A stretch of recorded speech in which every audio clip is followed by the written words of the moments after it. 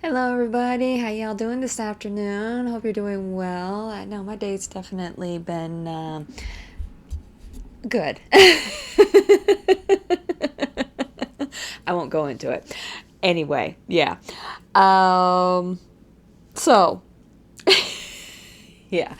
Anyway, I definitely got a laugh that I needed. So yeah, let's go ahead and dive into this reading today. Okay, yeah, I'm being a little devil right now. I know. What can I say? I love it. But anyway, all right. I didn't do it.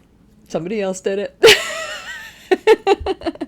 But I just love it how things will come back around. Karma has a way of having things come back around and so forth. And I get to bear witness and be like, yeah, okay, love it. So, anyway, all right, let's jump into this. First reading from the Spirit Animal Oracle. Let's find out what sort of spirit animals we have around us. I think you're going to like today's reading too, by the way. All right, first card from the bottom of the deck, the number 37 card, that's the 3-7 card. The Lion Spirit, be generous of spirit. Okay. Second card from the top of the deck, the number 3 card, the Armadillo Spirit, set healthy boundaries. Okay. And the last card, also from the top of the deck, the Lizard Spirit. This is the number 38 card, the 3-8 card. Dream the world into being. Okay. Second deck that I was called to use today is the Herb Crafter's Tarot. The artwork is by Joanna Powell Colbert. Or Colbert, I'm not too sure if it's Colbert or Colbert. And it was written by Letitia Guthrie. Okay. Nice thing about this deck is it combines both Celtic, it has both Celtic influences and Southwestern influences, especially since I live here in the Southwest. Yeah, love it. All right, so the spread that I usually use with this is kind of a small spirit wheel, okay? So we have east, south, west, north, and then the center of the wheel is basically ourselves. Okay, the east represents our new beginning. Okay, it's also our air element. The south represents our passion, our strength, and so forth. Basically, our fire energy. Okay. The west represents our emotions. It's water and energy, and then the north. Sorry, it's what's going to ground us, okay? And that is represented by our earth energy. And then the center of the wheel is, of course, what we take away from it is the center of everything, okay? So, first card from the bottom of the deck in the east position, the number 6 card in the major arcana. I know this one's been popping up a lot here this week with every deck. The Lovers and Hawthorne.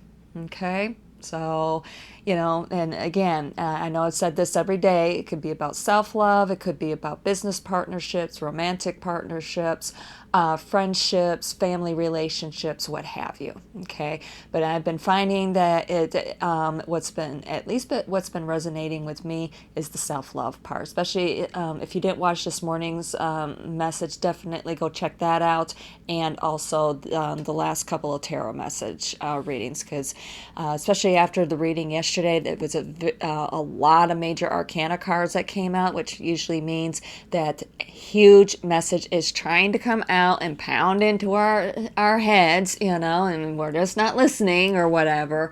Either way, it's a big message that's trying to come out. Okay, and it definitely came out yesterday, and also in somebody else's reading that I mentioned in this morning's message. So definitely check that out. Okay, all right. In our south position, which of course represents our fire energy, 3 of fire, calendula. So 3 of fire, that would be translate into the 3 of wands. So something about a new adventure. Okay. In our west position, Oh, this card was pulled from the top of the deck. The West position was pulled from the top as well. And it represents our emotions. The number 13 card in the major arcana, which is the death card, represented here by marigolds. All right, marigolds used quite a bit in like Day of the Dead sort of ceremonies and so forth. Okay, so yeah, definitely a lot of transformation happening that's going on, but I'll go into that here in a minute. All right, what is grounding us in the North position? Four of Earth, or basically Four of Pentacles, Willow. Here with this deck with the Four of Pentacles, basically being flexible. Okay, keeping ourselves grounded, obviously, which is very Four of Pentacles. Also holding on to things, you know, holding on to our money and so forth, and but at the same time also being flexible. Okay. All right, and in the center of the wheel, what this is all about is the number 9 card from the major arcana, the Hermit. Another one. Okay, so definitely about that. I don't think I went over the numbers. I don't think I did. So the first spread added up to 6. Second one adding up to 8, equaling 14, which of course equals 5. So again, same, even the same number, you know, 14 adding up to 5, 2 days in a row here. So definitely some transformation that is happening. Yeah. Okay. So what is this all about? Like I said, you know, go watch these previous videos. It will definitely help explain a lot with this reading, especially since this card here, you know, this Lover's card just keeps popping up. To me, what this is meaning is self-love. I mean, for somebody else, it could be that maybe you are in a toxic relationship or something like that, you know. It could have to do with an actual relationship, not just a relationship with yourself. I know that doesn't sound right, but you know what I mean, okay? So we are basically on a new adventure with transforming our emotions, okay? Because, you know, we have, you know, these retrogrades going on and so forth. It's stirring up a lot of chaos and so forth, a lot of shifts in energy, shifts in relationships and so on and so forth. And basically the takeaway is that, yeah, even though we are having all this going on and even though it's upsetting a lot of people, including ourselves and so forth, basically what matters most is this self-love, okay? Being, you know, making sure we're taking care of ourselves, taking care of what's going on up here, what's going on in here, and so on and so forth. Not just while we're maneuvering through all this adversity and so forth, but and also learning the lessons, but realizing what is really mattering. Okay, because these little things that are happening on a constant basis right now, it doesn't matter. What matters is the long term.